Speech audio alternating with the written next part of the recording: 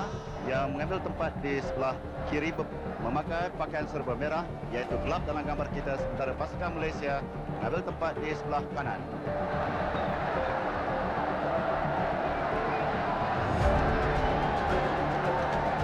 Memulakan bagi pasukan Korea adalah Harimau terus diumpahnya kepada Kuang Le.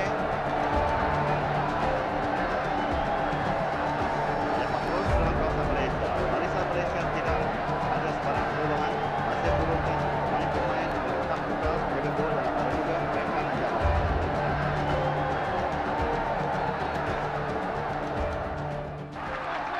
Dapat pada Hasan. Masih lagi Hasan. Cocok Hasan. Hasan Yungjung saja. Kepada James. Peluang untuk James. James.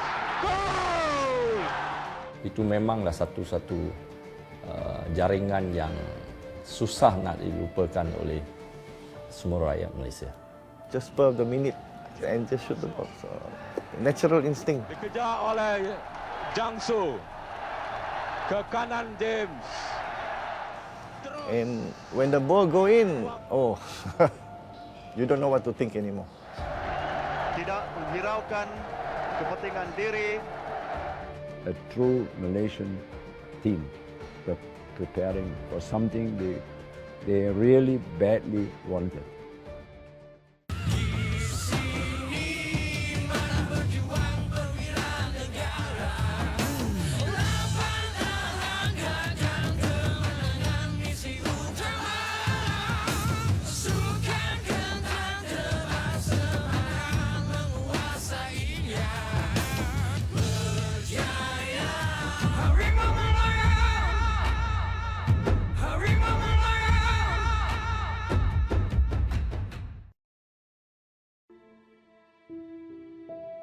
In 1980, the Harimau Malaya team carried the hopes of a nation as they took on the giants of Asia and became legends.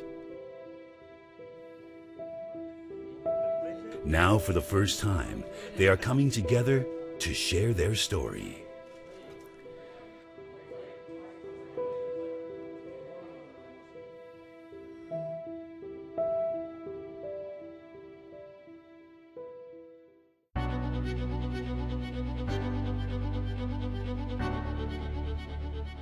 The Malaysian team stood among the giants of Asian football in the 70s.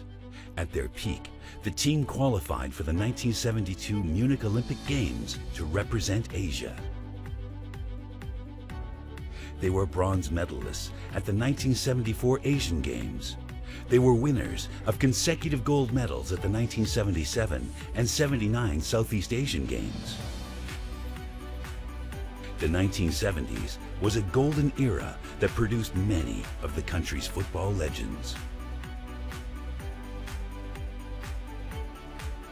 But the team selected to try to qualify for the Moscow Olympics was formed at one of the lowest points of the country's football history. Malaysia berjaya melayakkan diri untuk yang telah berjaya sekali lagi untuk melayakkan diri ke Sukan Olimpik dalam kawasan Asia kumpulan yang kedua ini. Kalau pada 3 hari bulan Oktober 1971 Malaysia berjaya menggagalkan harapan Korea, pada malam ini 6 hari bulan April Malaysia itu dah ke-11 Malaysia berjaya sekali lagi menewaskan harapan Korea dengan mengalahkan mereka 2-1. Arumugam Jamal Nasir, Socinaan Santok Singh, Kamarudin Abdullah, Abda Alif, Syukur Saleh, Bakri Ibni, Khalid Ali, Abdullah Ali, James Wong dan Hasan Sani telah berjaya menumpaskan Korea dengan 2 gol berbalas 1. This is their story, a story of grit, determination against the odds, of unity, of teamwork, and of sacrifice. The Legends of Harimau Malaya, 1980.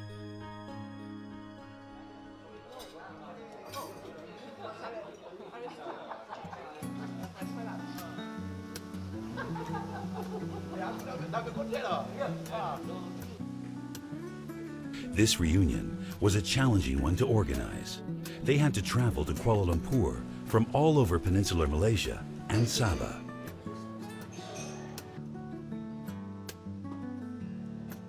Dato So Chin An, the team captain, is respected both on and off the field. That's why he's fondly known as the Tauke.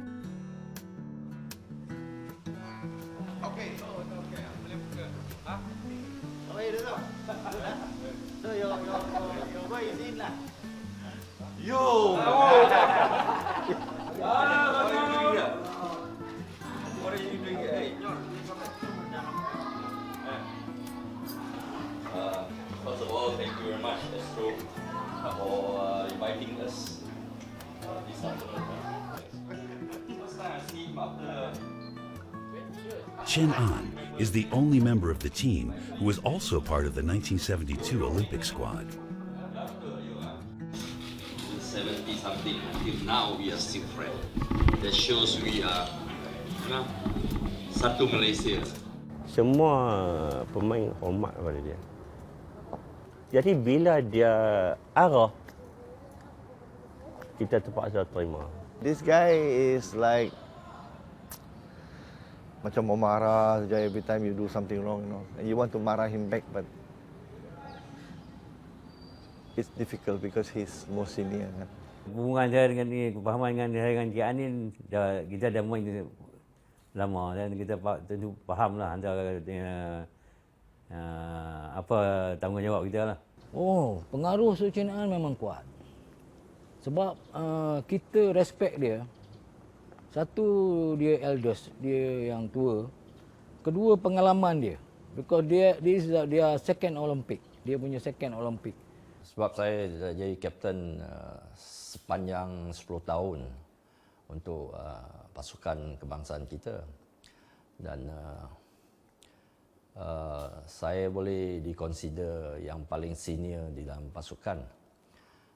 Tetapi bagi saya lah, mungkin ramai yang kenal saya ni suka bergurau dan sebagainya. Tetapi dalam preparation untuk perlawanan pada hari yang sama, memang kita cukup disiplin.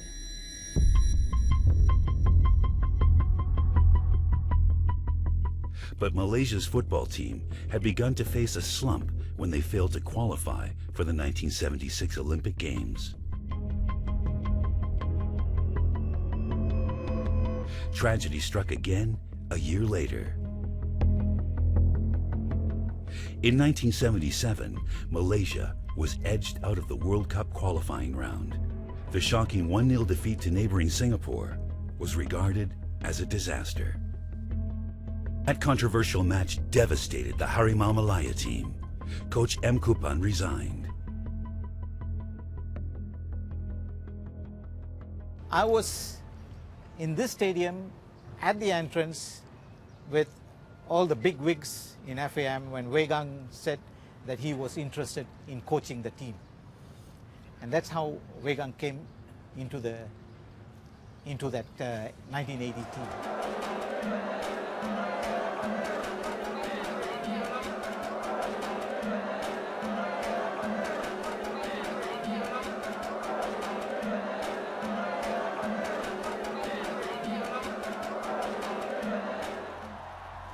Karl-Heinz Wegang was assigned to Malaysia as a technical consultant by the German Football Federation.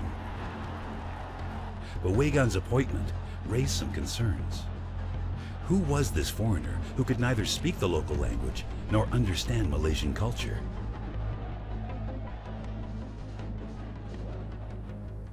Dia datang dengan, siapa kamu? I don't know you. Everybody is equal. So, bintang-bintang dalam pasukan kita agak terperanjat dan jadi kira macam kejutan budaya, maka kita ada sedikit berbincang, apa cerita ni? Siapa dia ni?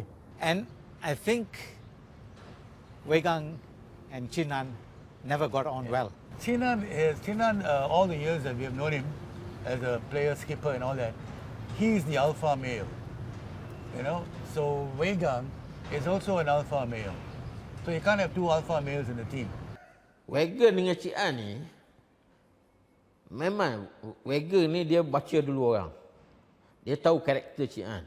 Cik An dia soft. Tapi ada kala dia dua orang bertengkar. Ada bertengkar, bukan tak ada. Ada kalanya Cik An ni kadang-kadang dia saja tak nak mari training. Tak mari training, dia kata dia sakit. Okey. Wagger ni tunggu dia turun the next day, dia punish Cik An ni. Cik An ni walaupun dia gaduh, kita gaduh ni kadang lepas tu friendly balik. Tak ada apa panjangan, tak ada ambil hati langsung.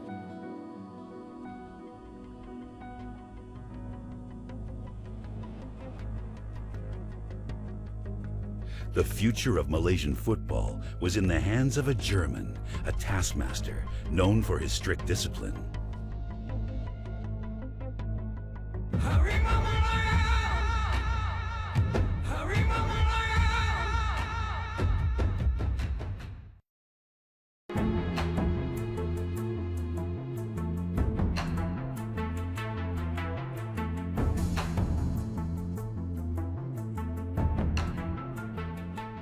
Karl-Heinz Wegan was 45 years old when he was appointed as Malaysian national coach in 1977. A German who was unfamiliar with Malaysia's multiracial society. But those days, everybody can speak English well. There was no communication problem. There was only, maybe I did not know that you cannot shout at Malays. At that time, I didn't know enough about Malay culture, not Malaysian culture, Malay culture. Memang dia ada difficulties. Memang ada kesusahan, kesukaran sikit pada Wegang sebenarnya. Tetapi dia ni ada psikologi punya style. Dia panggil pemain yang senior. Seperti Datuk Chin An, Datuk Santok, Syukur Saleh, beberapa lagi pemain untuk berbincang dengan dia. When you are coached by a foreign coach, they are very strict on their discipline, on their fitness and everything, which plays a very, very important part in soccer. Of course, there were few who could not take it, there were few who could not accept it, and there were few who really went all out to be what they want to be. Ya, macam Wegang dia dari segi latihan, di mana dia tekankan dari segi kecergasan. Dan kita sebagai pemain, kita manual lah pada dia lah. Pasal dalam latihan ni dia selalu ke depan. Dari segi larian pun dia ke depan. Dan dia seorang yang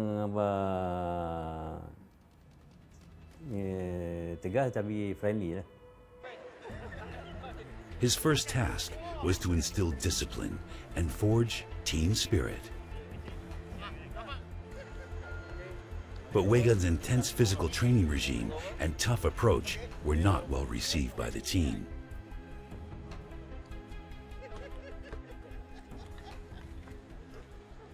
Memang marah-marah juga lah. Gila punya coach, semua-semua. Tapi at the end of the day, when now kita tengok balik, you should be saying thank you. Because luckily we didn't give up like that, you know. Luckily we had good fighting spirit to carry on. Memanglah, when it's hard training, nobody likes. Semua mau yang senang punya. Kalau boleh awal pulang lagi bagus. Macam Wegang ni, as a coach, you are the father to the players. You are the teacher to educate. You are the friend to be with. You are the police to supervise the rule. And you are the army to safeguard them. Having all that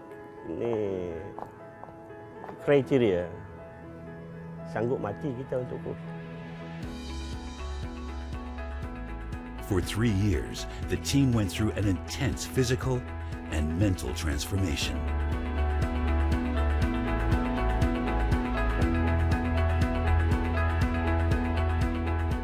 sure the players were shocked when there is a foreigner coming shouting like hell. I agree, and I knew it was very difficult for them to get adjusted to a German way. A German way is not, it is either or, not maybe or. And then I also told them, in my vocabulary level, I cut off but and cannot.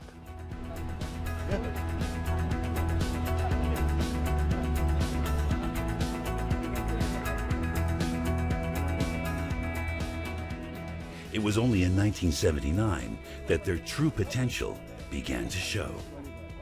In October 1979, 5 months before the qualifying rounds of the Moscow Olympics, they won the Southeast Asian Games gold medal. So in 1980, you had a very strong team still. And this is what, you know, it was a build-up probably from 72 up to 1980.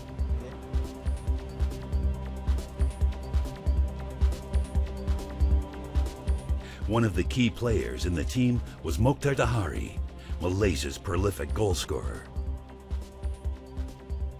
Super Mokh was regarded as one of Asia's best strikers.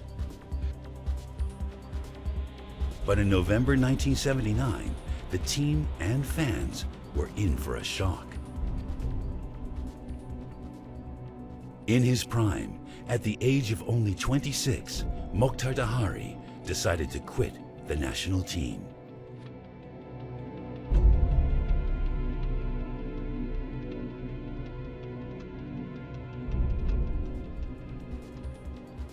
Saya rasa selepas kembali daripada kecederaan, dia punya fizikal tak berapa begitu 100%. Ada kadang-kadangnya Muatar gagal jaringkan gol.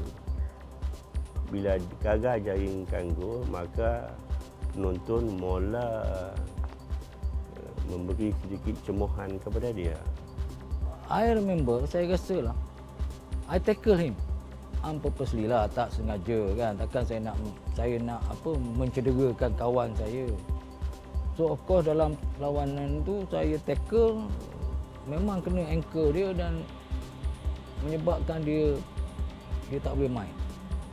Commonly known at that time by people in the football circles, people who were even close to Mokhtar, that he was reluctant to play in that tournament. I think we did persuade, kita cuma persuade dia untuk sama-sama berjuang untuk qualifying round lah. Tapi dia tak nak apa kita nak buat. Until today, Mokhtar's decision to quit remains a mystery.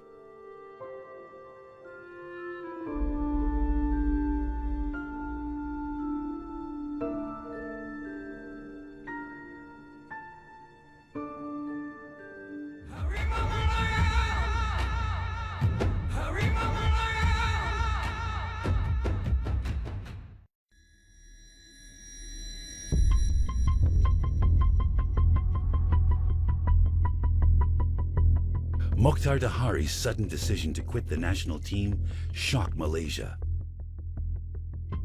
Barely 5 months before the qualifying rounds of the Moscow Olympics.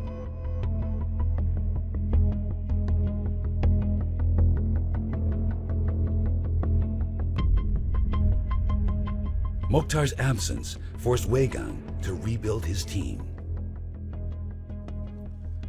For the first time in Malaysian football history, 2 Sabahan players were selected to lead the team's attack.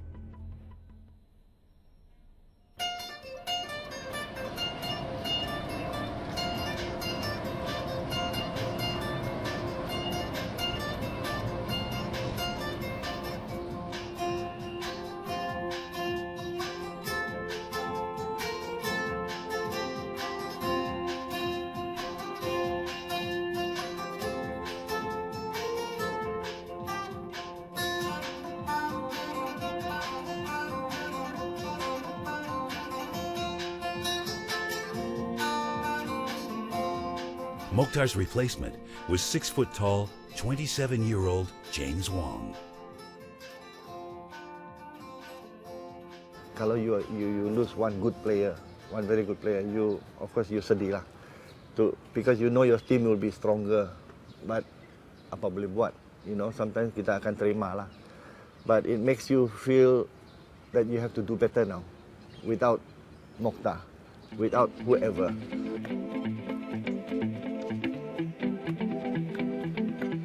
Carl Wegang also placed his trust in Hassan Sani, a young and inexperienced player who was chosen to partner James. Hassan was only 21, but was saddled with intense pressure to perform. He was given Mokhtar Dahari's number 10 jersey. Mula-mula waktu saya kena bagi baju nombor 10 tu pun saya tak berani pakai sebab itu Mokhtar punya baju. Saya selalu pakai nombor, kalau main Sabah saya pakai nombor 9. So Encik James Wong pakai nombor 10. Tapi tiba-tiba pulang main untuk Malaysia, kita tukar pulang. Waktu tak tahulah siapa yang bagi nombor tu, dia suruh saya pakai, pakailah. Jadi saya tak berani pakai. Tahulah saya bukan Mokhtar, saya Hassan. The third player in the squad, who was also from Sabah, was goalkeeper Peter Raja. Weigang's decision was rather unusual. In the 1970s, players from Sabah and Sarawak were seldom selected for the Malaysian national team. These players were afraid coming here. Why? Because I was told, I learned that there was something between western part of Malaysia and eastern part of Malaysia. But I'm not a politician. It does not interest me whether there's one tribe who cannot talk to another tribe. For me, if I see one from one tribe is a good player, I will go and ask him, I say, I want to invite you. You come or you don't come? Sabah ni, bila dipanggil datang, agak suka nak datang. Sebenarnya James bermula professional as a professional player earlier than anybody. Dia dah bermain di Australia. Dia pergi main di Australia, dia balik di situ. Ketika balik di situlah Wegang berada. Kami tak ada rasa satu kejanggalan atau satu pelik pada kami apabila pasukan daripada pemain daripada Semenanjung, luar Semenanjung tu datang bermain untuk pasukan negara ketika itu. Yang kami fikirkan ialah macam mana coach dan kami ini sama-sama bantu untuk menyatukan pasukan itu sebagai satu unit untuk demi mencapaikan kemenangan itu. Macam Hassan ni kelebihannya dia ada skill larian. Satu Hassan ni dia laju, larian deras. Dan James Wong dia ada kemahiran mengecek dan tenarangan dia kuat lah.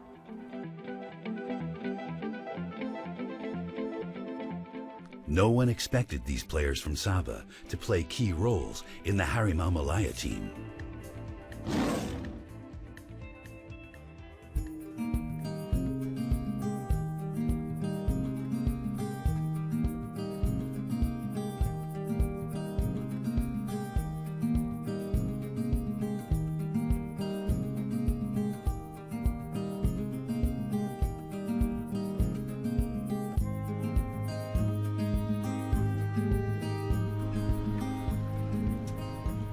Fraser's Hill, the remote cool mountain resort away from the hustle and bustle of city life.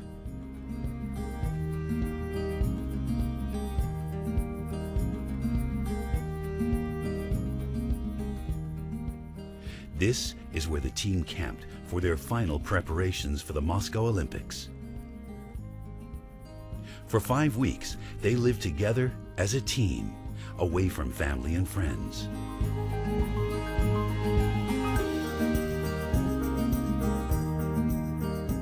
Kami ditempatkan di satu tempat banglo yang semua pemain di situ.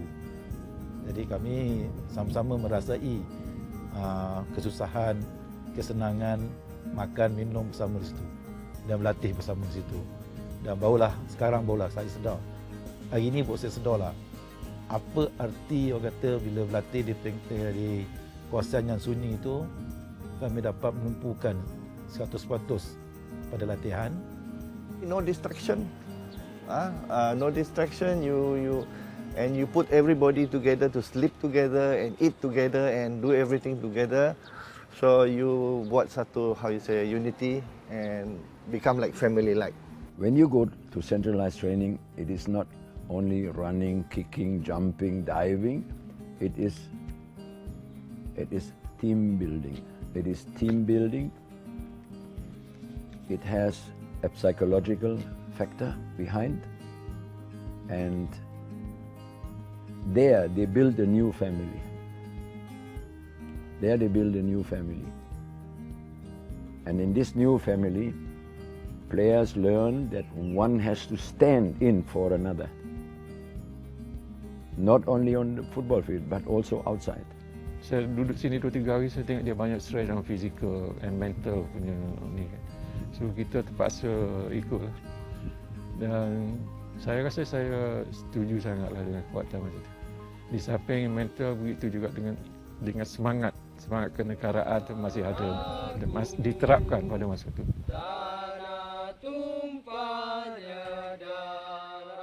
The flag raising ceremony and singing of the national anthem became a daily ritual.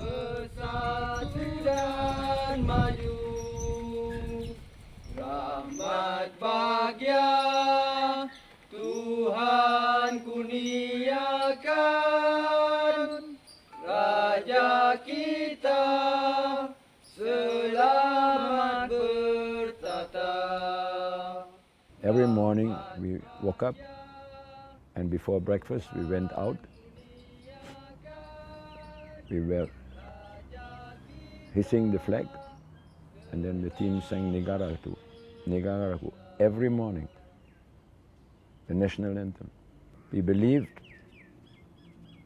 if the players singing the national anthem, that means national pride would also come into their body, into their mind. That was the main reason.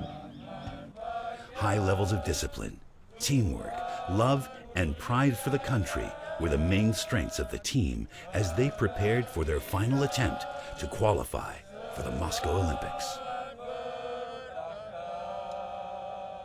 Harimau Malaya! Harimau Malaya!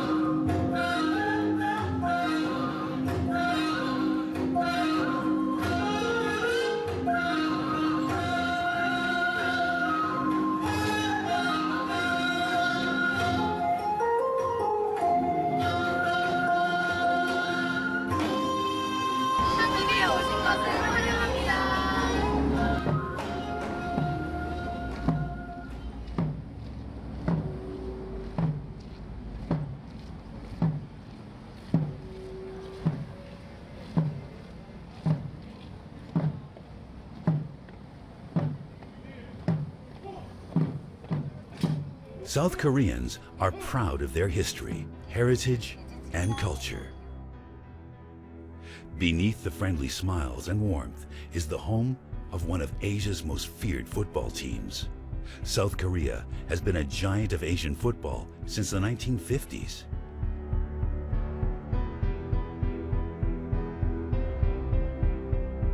In 1980, that team was Malaysia's arch rival, competing for a place in the Moscow Olympics.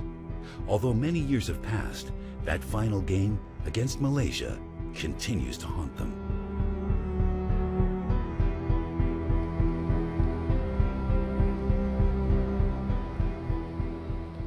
We traveled to its capital, Seoul, to track down two of the 1980 team key players.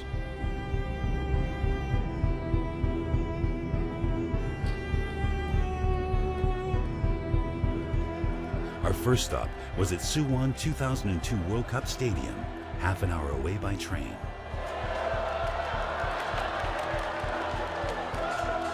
The match between First Division club Suwon Blue Wings and Pohang Steelers had just started. Hu Jung-moo was a former player who's now vice president of the South Korean Football Association. 우리가 거기 말레이시아나 우리 한 팀이 강했지만 완전히 자리 잡은 그런 팀이 아니었었고, 그래도 아시아에서는 강하다고 그랬지만 말레이시아나 태국이나 이런 데 가면은 상당히 고전을 했어요.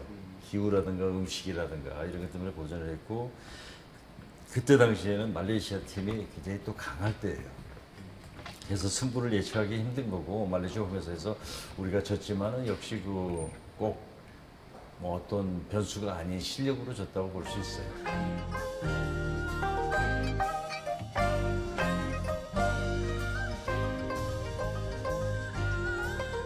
The next day, we headed for Seoul's World Cup Stadium at the heart of the city. We met Kim Kang-nam, the player who scored the only goal for Korea in that match against Malaysia. Permainan Kang-nam. Goal! 네, 자신감은 있었죠. 근데 늘 이제 그때만 해도 이제 지금하고는 이제 우리가 수준 차이가 많이 있었어요. 지금은 이제 프로가 이제 활성화돼 가지고 유럽에도 선수들이 많이 나갔지만, 그때는 이제 차범근 선수 하나만 있었고, 팀은 강했지만 늘 이제 말레이시아한테 아주 중요한 경기에 이제 발목을 잡히는 경기가 많았죠. 말레이시아는 아주 후족수로 그렇게 승리를 했어요.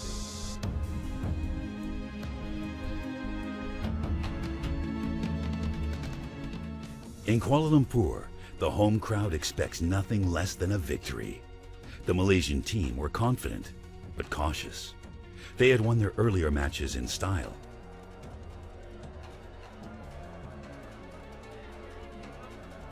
But playing the final match at Merdeka Stadium in front of the boisterous home crowd is a different ballgame.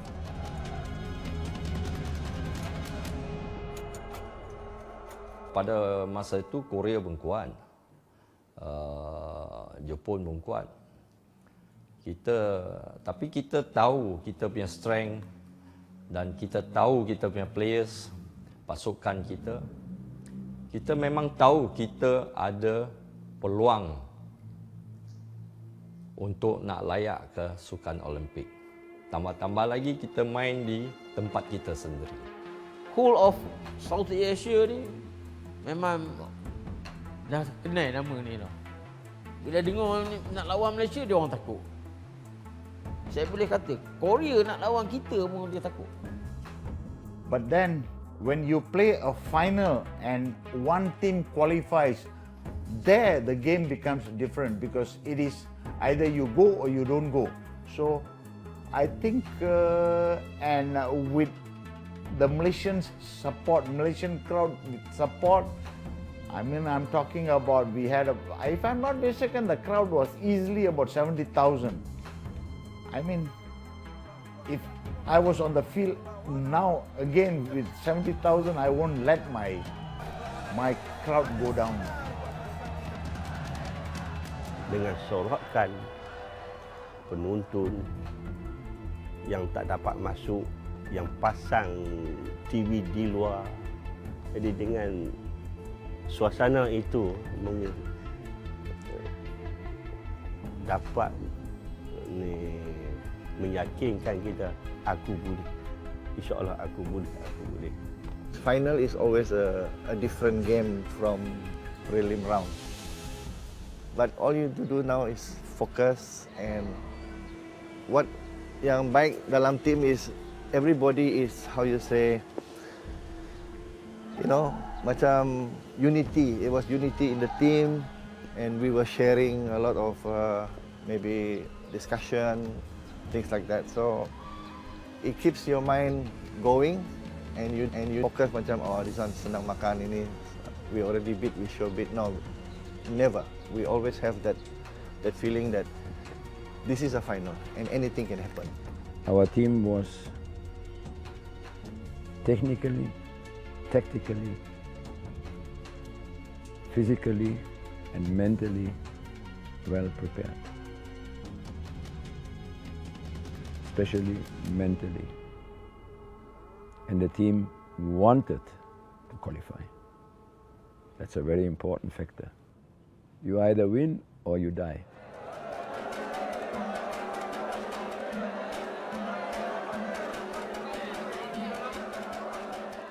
Harimau Malaya! Harimau Malaya!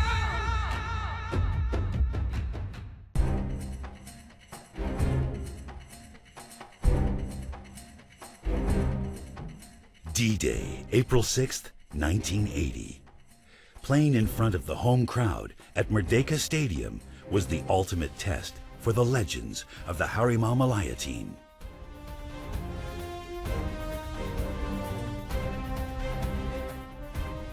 In the preliminary rounds, Malaysia had easily beaten South Korea 3-0.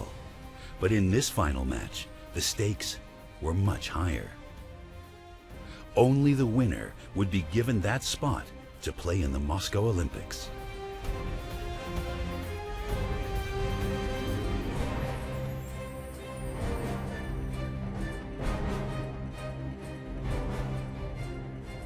Memang kita mempunyai confidence yang cukup tinggi untuk mengalahkan mereka sebab kita dengan Korea ni selalu sangat kita jumpa. Bila selalu kita jumpa, so kita tak ada masalah. Kita tahu apa kelemahan dan dia pun tahu apa kelemahan kita. So cuma yang menentukan ni nasib. Jadi suasana tu justru tegang lah. Tapi kita dengan kepercayaan dan keyakinan kita pada diri kita yang kita dapat mengalahkan Korea, itu yang kita bermain mati-matian lah. They always said that Malaysia plays well on wet ground. Sawah padi conditions, you know. So, and the Koreans, they were known for their speed. They will just tear down the flanks, you know. But when the pitch was heavy, they couldn't do that. 이제 그 기후가 확 더운 데다 그때 당시에 우리가 컨디션 조절에도 상당히 잘 못했던 것 같고 기후가 더운 데다 땀 많이 나는데다 이게 막 미끄럽고 이런데 상당히 고전을 했어요. 근데 말레이시아 선수들은 이 발목의 움직임이라든가 이런 게 상당히 좋거든. 기술적인 이런 게. 그리고 이 젖은 땅에서 아주 익숙했기 때문에 Malaysian players, everyone is, I remember, they have very good skill with the ankle, you know. There's a lot of pressure on the players. When you have only one match to go, it's a big difference. It's a big difference.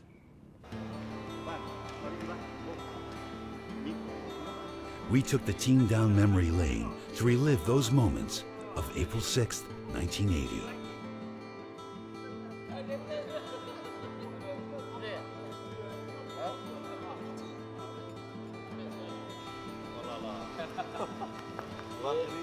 At 4 p.m., the team assembled at the hotel lobby. Yang nak tukar-tukar kasut ni boleh main ke? Kalau bagus apa kasut boleh. Dia boleh main, dia aktif. Kita support.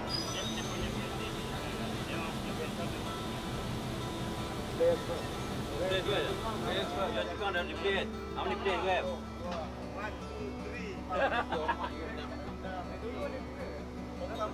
8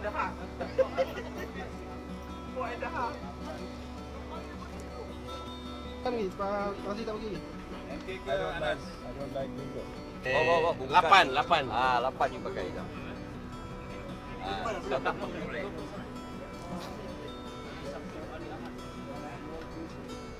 Oh, 6. The team bus, with police escort, took them to the Football Association of Malaysia headquarters in Kelana Jaya.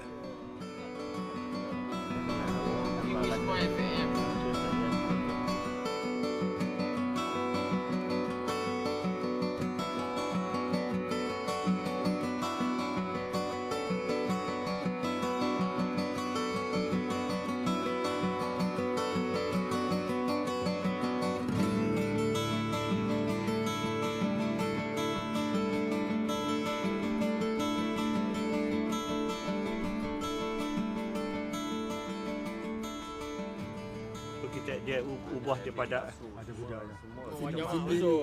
dia ubah. Jamah basuh. Of course, yang nak kutip-kutip. Pertama, kita tak nak kotorkan bilik-bilik pemain. Sebab bila kalau lepas training dengan seluar, dengan boots, dengan apa semua kotor, dia orang nak nanti cuci dalam bilik nanti kotor.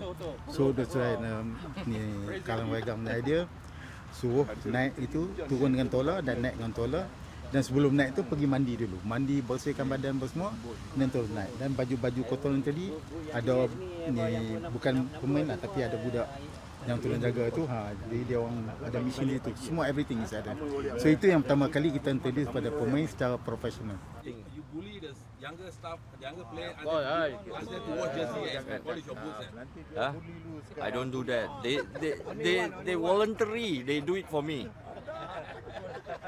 People like Abda, no. Oh, no doubt lah, he was a reserve, but I didn't treat him like a reserve. But he voluntary, you know. Macam mana reserve badan kotor, semua baju kotor. Reserve lah, reserve guling-guling ke badan ke? Mana ada? At the beginning he was a reserve. Later he was a substitute. Substitute, not reserve, substitute.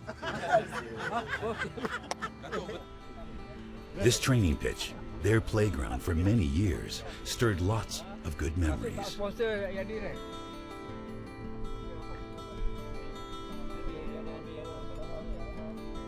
Training itu pendulum ball lah. What is pendulum heading and bowling, volley, half volley. And bowling. Volley.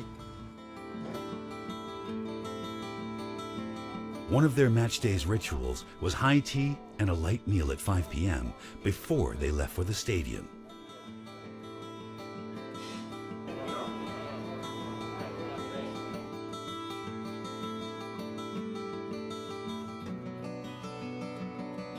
It's 7 p.m. There was an unusual silence as the bus moved along slowly through heavy traffic.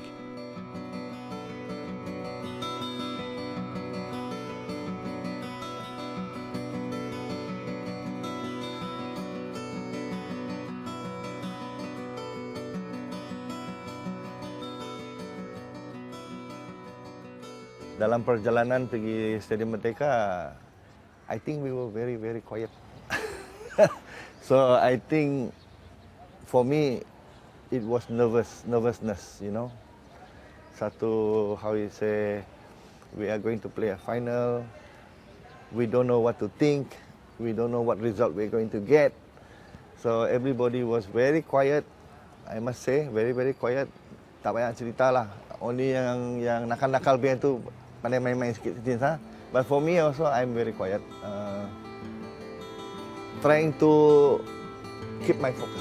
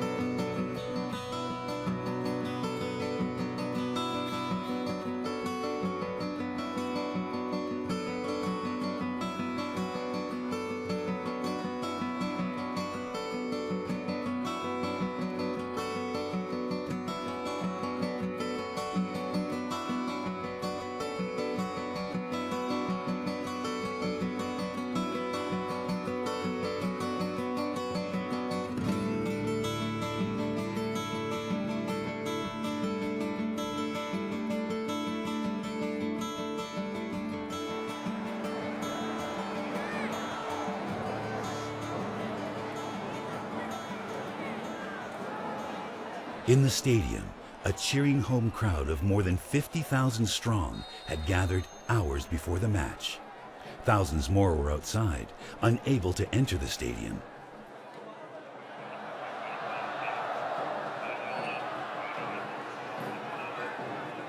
Harimau Malaya! Harimau Malaya!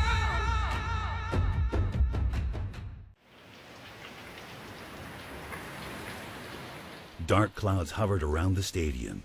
There was a light drizzle 2 hours before the match began.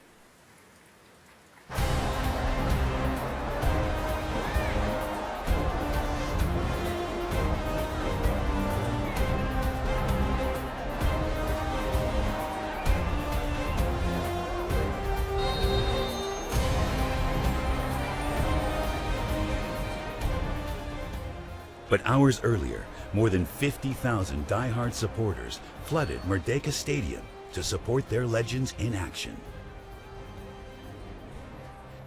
Chants and drum beats echoed throughout the stadium.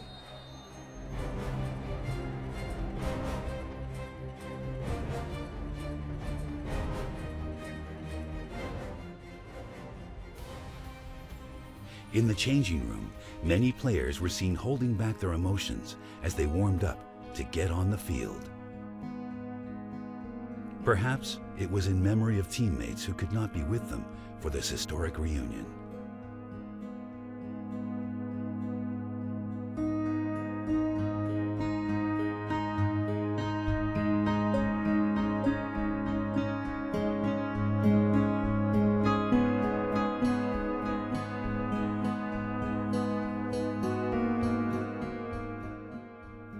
Zulkarnain Hassan, who did the live commentary for the match, could still recall the intense moments of anticipation that night. Kerana suasana pada waktu itu menjelang malam perlawanan sungguh menggembirakan kita semua para peminat bola sepak, dan kita sebagai pengulas pun rasa macam tak sabar-sabar menunggu perlawanan yang akhir itu. Mungkin menerima kata-kata perangsang daripada Duli Yang Maha Mulia, diikuti oleh Syukur Saleh, Abdul Alif, Wan Jamak, James Wong, Hasan Sani menyembah,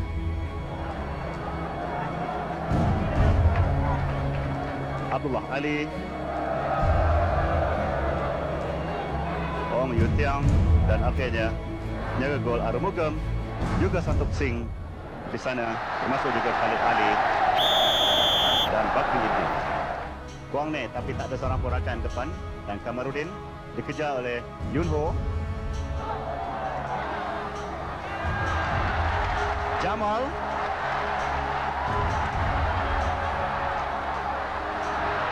bola Ali tidak dikawal. Hasan, Bakri. Oh, goal! Only 12 minutes into the game, Stadium Merdeka erupted with a deafening roar. Malaysia scored their first goal, but it was a controversial one.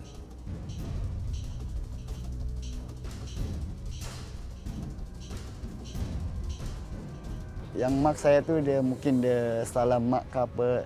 Yang saya kena bagi bola, dia di belakang saya lari dengan bola. Lepas tu saya cross ke tengah. Saya nampak ramai pemain-pemain di tengah-tengah goal post tu. Tapi yang mengherankan, saya pun tak sangka seorang pun tak dapat bola tu. I saw Hassan bring the ball to the left and then he crossed. Tapi I was also trying to tap the ball in. Tapi I ada terlambat sikit. Bila goli keluar, angle semakin sempit. Kalau tendang lurus, tak masuk. Jadi saya terpaksa ambil satu tendangan yang melencong, curving shot. Jadi bila saya curve, goli datang, saya curve, melempasi line goal, belum sempat kena net, right back Korea datang daripada belakang, clear keluar. So bola tu masuk tanpa kena jaring. Memang I think ada kontroversi because they thought it's not a goal, but I was there. I saw the ball limpas line.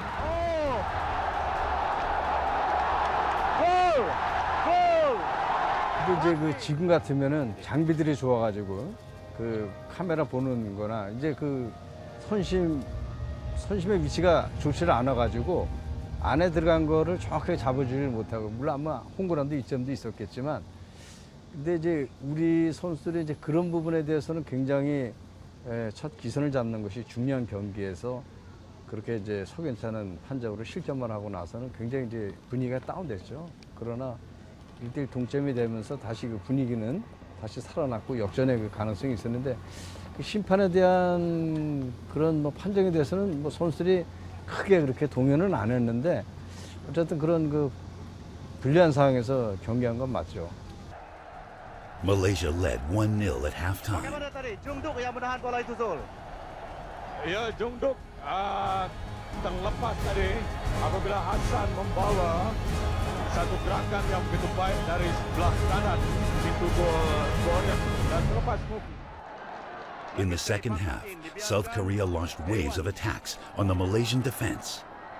Lepas Hewan, center. The Koreans came on us like hell in the second half. Could have been any time goal, but then we had Aru. Actually, I remember it's Malaysian players, Arumugam, goalkeeper. He was it's a very wrong hand.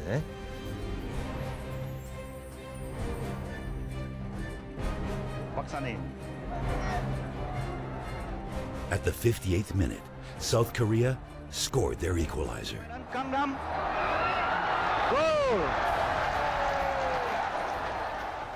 Stadium Merdeka was hushed into silence. 그때 좀 거리가 좀 멀었는데 제가 이제 그 현역 시절에 할 때 보면은 이제 중거리 슈팅이 굉장히 좋았어요. 그래서 과거에 이제 그 유니버셜 대회 때 그 멕시코하고 경기할 때도 이제 그런 위치에서 그런 슈팅을 굉장히 좀 그런 감각이 있어가지고 이제 볼이 오는 순간 좀 거리는 멀었는데 볼 주는 것보다는 한번 과감하게 해보겠다고 이제 슈팅을 했는데 볼이 워낙 잘 맞았어요. 그리고 볼이 이렇게 직선을 간 게 아니고 이렇게 포물선 비슷하게 들어가는 바람에 이제 구석진 곳으로 볼이 들어갔죠. 그때 이제는 이겼구나, 동점이 되면서 그런 게 느낌이 들었는데 그다음에 이제 경기가 다 안 풀어졌죠. With only 5 minutes to play, a magical moment took place. Dapat kepada Hasan. Masih lagi Hasan. Cocok Hasan. Hasan nyungjung mengejar. Kepada James. Peluang untuk James. James. Goal! Saya tengok skateboard papan tu, saya tengok ada 4 minit setengah lagi. Itu saya cakap pada diri saya sendiri. Kalau saya dapat bola ni, saya bilang saya akan solo ni, saya bilang. Because saya bukan apa, saya dah nampak Korea semua pemain tinggal 2-3 orang je.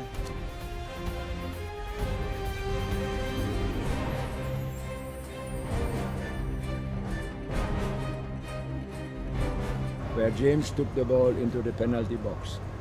And then another Korean defender came from that side, and that is where my heart stopped. I don't know, just spur of the minute. Saya nampak defender datang, I just pull one side and just shoot the ball. So, natural instinct. And when the ball go in, you don't know what to think anymore. Goal!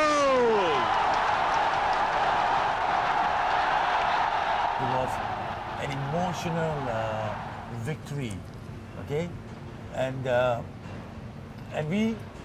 it gave us all hope. It gave us hope that finally we are here.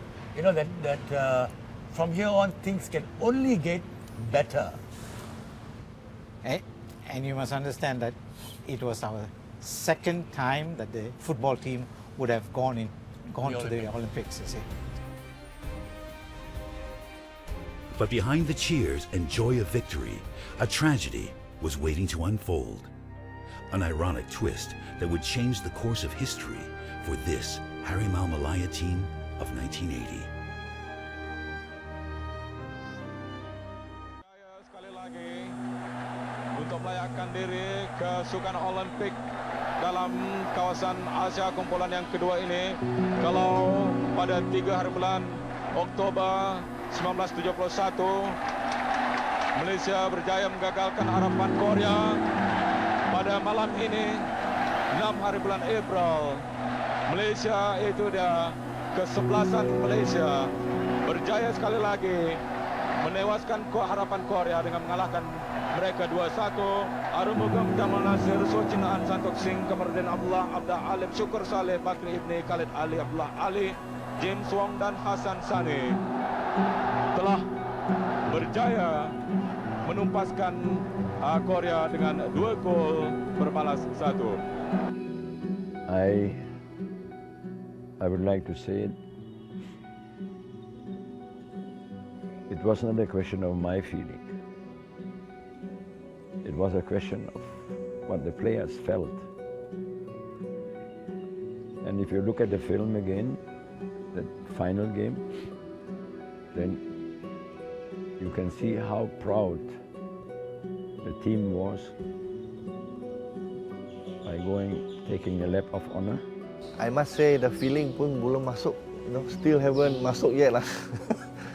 But all I know is we win the game already and we have achieved our dream. Masa ketika itu tak boleh nak gambarkan lah kegembiraan yang kita bawa. After 8 years, selepas 72, kita menang Olimpik Munich. And that was the game that it was a fantastic feeling.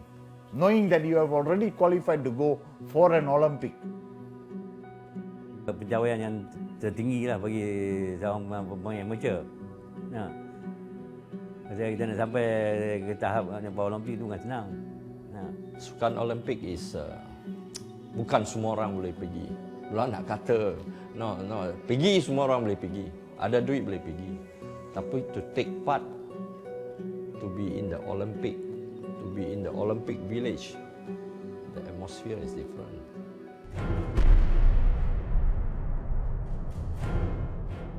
The Russian invasion of Afghanistan in December 1979 prompted 66 countries to boycott the 1980 Moscow Olympic Games.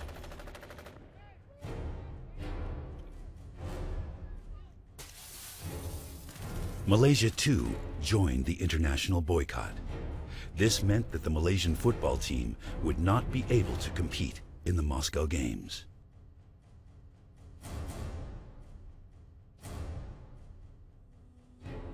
Hampa dan marah.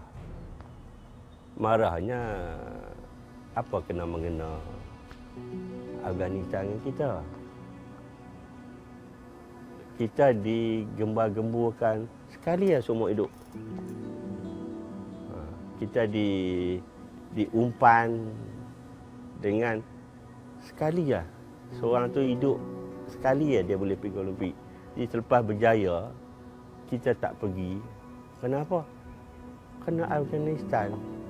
Apa kena mengena kita? Sedih tu memang ada sedih. Pasal apa? Tujuan kita nak jejak kaki ke Olimpik. Nak tengok sejauh mana kemampuan Malaysia di arena bola sepak dunia pula. Tapi oleh kerana boikot, tak ada kesampaian. Bila tak ada kesampaian tu hampa pun ada juga. Tapi nak buat macam mana? Ini kehendak kerajaan. It's a dream yang shattered lah, pecah. Because it's my dream to go to Olympics. Because Olympic is for me yang paling atas lah, one sportsman can achieve is Olympics. But apa boleh buat? I'm still sad. Actually, I'm still sad until today. And every time bila dia orang show live telecast opening ceremony Olympic, I look at it. I don't want to watch lah. I tutup lah. I close it. Sungguh pun saya dah pergi, tapi to miss the Olympic game is something very sad bagi setiap pemain. So sampai pergi ke so far to qualify for Olympic. Tapi saya cuma rasa sedih lah bagi kawan-kawan kita yang first time nak pergi Olympic, benda ni telah berlaku. No, I feel sorry for them. And you can imagine that this was a big shock for all the players, because a footballer has only once in his life the chance to go to Olympics. The decision to boycott the Games was first announced on February 11, 1980, 2 months before the final match on April 6th. But no one took it seriously.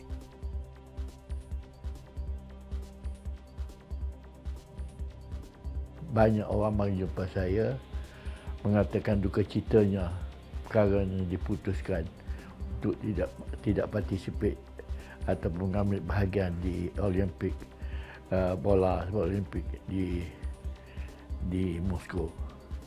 Dengan itu mereka banyak mari jumpa saya. Saya kata saya tak boleh buat apa dulu sebab kabinet keputusan diambil atas arahan kabinet, maka kita menurutlah keputusan yang diambil oleh kabinet itu. The biggest disappointment is to beat Korea here, our arch rival, and say, go home, tell your father, your mother, your children, hey, I am going to Moscow. And then a week later, sorry, that dream has been dashed. So this is a very, very sad moment. It was a shocking decision that actually shocked all of us as well. We never expected that.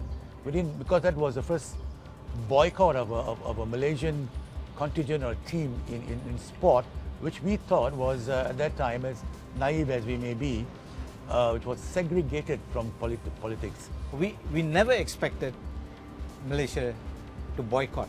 Yeah. You see, it wasn't just football; it was the other sports too. And athletes train for 4-5 years, to achieve that Olympic dream, and these guys missed it. Yeah. And that was the sad part.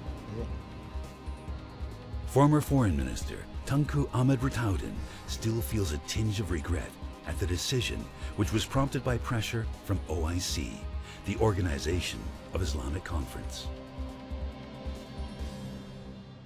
Oleh sebab keputusan itu diambil di OIC, Organization of Islamic Countries, di meeting mereka, maka kita terpaksa jugalah menghargai keputusan itu dengan tidak pergi. Tapi sebaliknya saya suka mengatakan, saya diberitahu negara OIC yang mencadangkan boikot ini, akhir-akhir dia pula pergi. Ini saya rasa saya duka cita sangat. Oleh sebab dia yang mengeluarkan cadangan ini dan sebaliknya dia pula bila sampai masa dia yang pergi. Following Malaysia's boycott of the Games, South Korea should have taken Malaysia's place in Moscow. But South Korea had also joined the international boycott. Ironically, Iraq, a member of the OIC, took Malaysia's place. 2 other OIC countries, Kuwait and Syria, also took part in the Moscow Olympics. 그게 이제 뭐냐면은 우리가 땄었어도 못 갔지. 당연히 못 갔고 말레이시아한테 보이콧해가지고 이런 거 했지만은 그때 당시에는 사실 그 예선전 할 때만 해도 말레이시아가 굉장히 부럽고 모든 선수들의 꿈이 올림픽 월드컵을 나가는 건데 다 부러웠지만 나중에 보이콧되고 막 이래야 되니까 야 우리가 좀 위안이 됐지 솔직히 말해서. 왜냐면 우리가 땄었어도 못 가겠구나. 사람의 심리라는 게 이제 그랬었는데 결국은 어떤 상황이든 간에 올림픽에 이렇게 보이콧하고 이 반쪽알이 이 올림픽이 되고 한다는 거는 지금 생각해 보면은 그때 당시에는 그냥 잘 됐다 막 이런 생각도 했지만 지금 생각해 보면 참 있어서는 안 될 일이구나 하는 그런 생각을 가져요. two Asian footballing giants became victims of world politics at a time when many of their players were at their peak.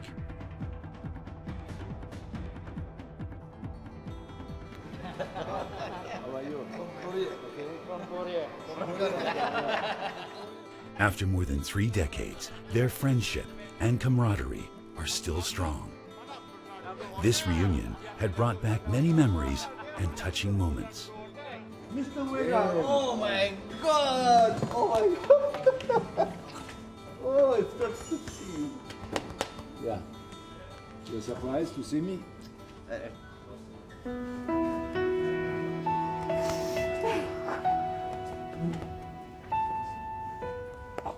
also like it.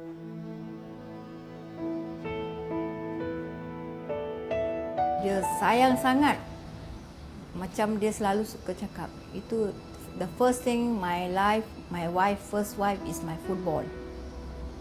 Second, my wife is you. Masa tu bila saya nak lahirkan saja, dia datang malam tu, dia jenguk saya. Lepas tu dia balik sekejap je dia. Balik terus training, dia ikut training juga. Yang mustahak training untuk dia. The thing I tengok dia masa dia main, tangan dia tak tahu macam mana bola tu boleh melekat dengan tangan dia. tangan dia panjang sangat. Itu yang saya kadang-kadang heran. Macam mana bola tu ajaib boleh melekat dengan tangan dia. Itu orang panggil dia Spiderman. Baru saya tahu yang Spiderman tu dia. Even he's not here also, he's still the legend. Everybody respect him because he played for Malaysia. He loves the Malaysia team. And his friends all like Chinan, Santok. Masa dia orang bila dekat training pun saya tengok selalu dia orang suka-suka saya tengok dari atas. Dia orang lagak-lagak, dia orang macam Mokhtar pun suka sama dia. You know, when they are training, they really love each other.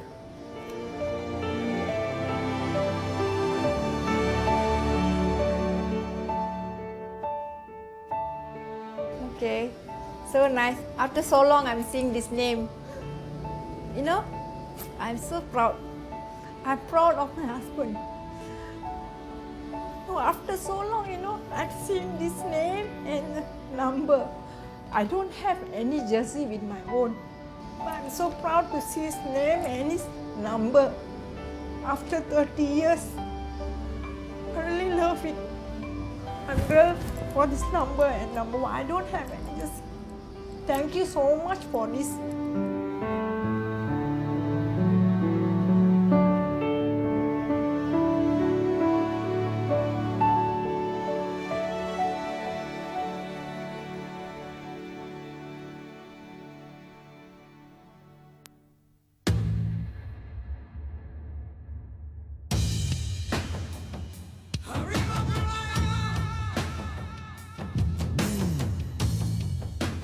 But the question remains, what made this Harimau Malaya 1980 team into Malaysia's football legends?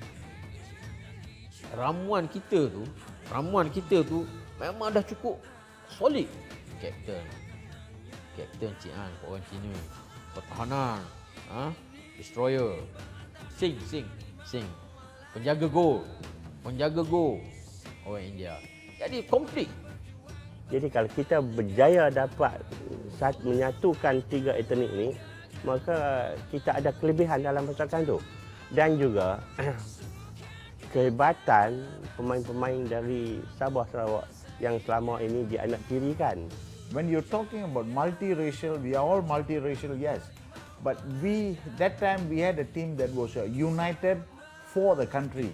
I think it's the spirit that kita mau main bola and you want to play for the country. You must have dreams to do this. Saya selalu kata, to have good team, you need to have 11 good individual. You mesti ada 11 atau mungkin lebih individual yang baik. Players felt we are Malaysians and we fight for one goal. We prepare for one goal, and that was really the fact. Was a true Malaysian team preparing for something they really badly wanted. The Harimau Malaya 1980 team. This is their story of achieving the impossible, of unity, of pain, of sacrifice, passion, and love for their country.